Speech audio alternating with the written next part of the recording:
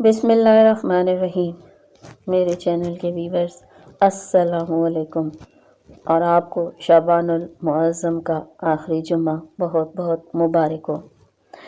آج اللہ تعالیٰ کا ایک خوبصورت صفاتی نام، اور ایسا صفاتی نام جس کے بغیر تو تصور ہی نہیں ہے ہماری زندگی کا، اور اس کے بغیر تو ہمارا اسلام مکمل نہیں ہوتا۔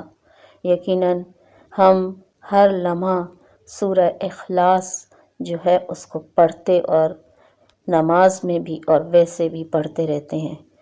اب اس میں ایک لفظ ہے اللہ الصمد۔ اللہ الصمد اللہ تعالیٰ کے صفاتی ناموں میں سے ایک نام ہے۔ الصمد کے معنی سردار، رب ہیں، بے نیاز، غیر محتاج کے ہیں۔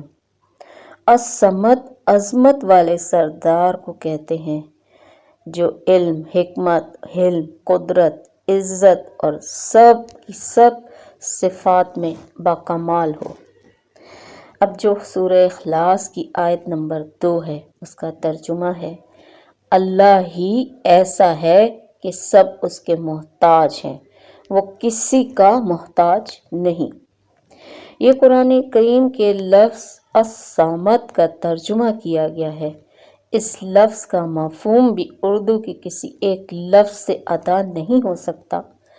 عربی میں صمد اس کو کہتے ہیں جس سے سب لوگ اپنی مشکلات میں مدد لینے کے لیے رجوع کرتے ہوں، اور سب اس کے محتاج ہوں، اور وہ خود کسی کا محتاج نہ ہو۔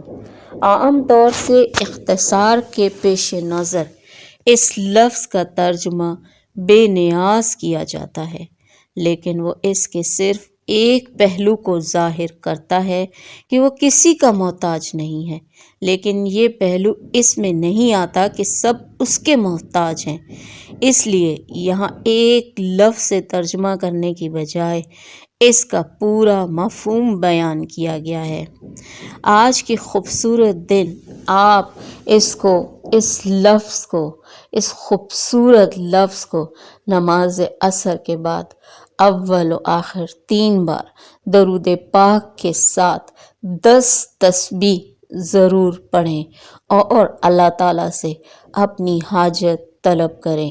انشاءاللہ تعالیٰ اس خوبصورت لفظ کی تسبیح سے اللہ تعالیٰ آپ کو ہر مشکل اور پریشانی سے نکال دے گا۔ اور ایک خاص دعا بھی ضرور مانگے عصر کے بعد کہ اللہ تعالیٰ آنے والے رمضان سے بھرپور فائدہ اٹھانے کی توفیق عطا فرمائے، اور ہمیں شب قدر پانے والوں میں لکھ دے ہمارا نام۔ آپ لوگ بھی اپنی دعاؤں میں ہمیں اور سب کو یاد رکھیے، اور خصوصی دعا کریں اس تسبیح پاک کے صدقے اللہ پاک ہم سب کو رمضان المبارک میں ویسے ہی رمضان گزارنے کی توفیق عطا فرمائے جیسے کہ حضور پاک صلی اللہ علیہ وآلہ وسلم نے خطبہ شعبانیہ میں بتایا ہے، اور اللہ پاک ہمیں شب قدر پہنچنے کی توفیق عطا فرمائے۔ آمین ثم آمین یا رب العالمین۔